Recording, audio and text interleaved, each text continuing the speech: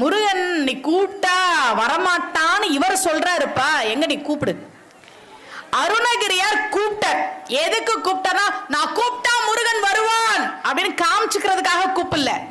முருகா, உன்னையவே பக்தன் கூப்பிட்டா வர மாட்டான்னு இவங்க நினைச்சிட்டு இருக்கிறாங்க, அதுக்காக வா.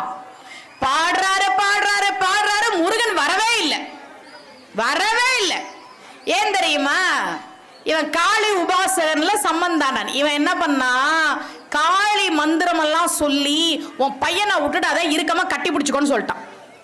அதனால அன்னை பார்வதி தேவி என்ன பண்ணா, முருகனை இருக்கமா கட்டி பிடிச்சுக்கிட்டான். முருகன் வரல.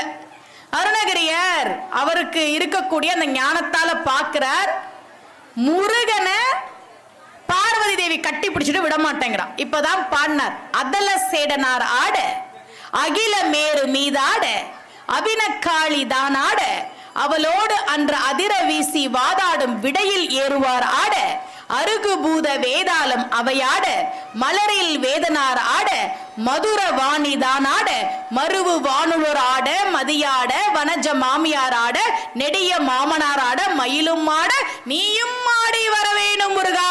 பாடினாரா? மயிலும் ஆட, மயில் தோகையை விரிச்சிருச்சு. மயிலும் ஆட அப்படின்னாரா, மயில் தோகையை விரிச்சு ஆட ஆரம்பிச்சிருச்சு. முருகனை இறுக்கி பிடிச்சிட்டு இருந்த பார்வதி தேவி, ஐயோ இந்த மயில் எவ்வளவு அழகா ஆடுது அட அப்படின்னால முருகன் ஓடி வந்துட்டான். வந்து எப்படி காட்சி கொடுத்தான் தெரியுமா? திருவண்ணாமலை அண்ணாமலையார் கோவில்ல சம்பந்தாண்டான், நீ கூப்பிட்டா முருகன் வருவானா, வர சொல்ல பார்க்கலாம் அப்படின்னு அருணகிரியார்ட்ட கேட்டப்போ, கம்பத்து இளையனார் சந்நிதின்னு இன்னைக்கும் இருக்கு திருவண்ணாமலையில. நேற்று நான் போயிருந்தேன், அங்க ஒரு தூண்ல முருகன் காட்சி கொடுத்தான். முருகன் வந்தான், கூப்பிட்ட உடனே அருணகிரியாருக்காக வந்தான். அண்ணாமலையார் கோவில்ல இருக்கு கம்பத்து இளையனார் சந்நிதி.